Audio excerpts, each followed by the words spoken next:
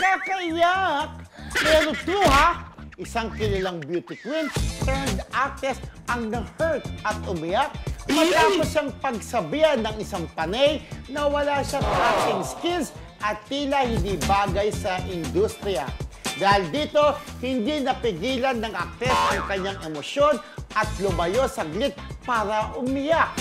Bagamat sinubukan niyang maging professional at magpatuloy, halata raw sa kanyang mukha ang lung cancer. Charot!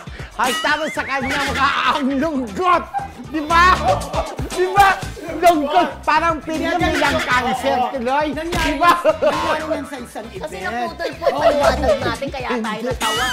Hindi, parang may lung cancer na napayak siya. Siyempre, pag may lung cancer ka, parang masakit, di ba? Parang gano'n. Pwede rin, di ba? Di ba? Sakto, di ba? Oo. Pero nangyari yan sa isang event. Okay. Yung beauty queen turned actress, sinabihan ng fan, naku no, kasi parang hindi yata siya napansin. Oo. Naku no, so nagtaray. Oo, nagtaray. Hindi ka naman marunong umarte. Ang sakit Sabi. nandun, di Saan ba? sinabi? Sa isang event. nga. Sa isang event. Oo. Pero ang lakas ng loob ng paling nasabi niyang beauty queen turned actress na ganyan, di ba? Although marami naman talaga, buti hindi sinabi pa, ganda ka lang meron, no? Pero wala kang acting skills. Walang gano'n, di ba?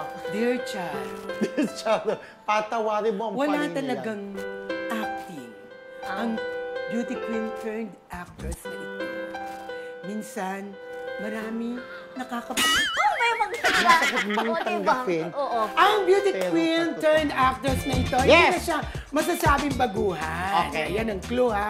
Hindi na siya masasabing baguhan. Wow. Marami na rin siya nagawang teleserye at saka Hindi mga pa rin marunong pelikula. umarte. Pero Hindi pa ang rin. pag-arte niya talaga, dahil Mali.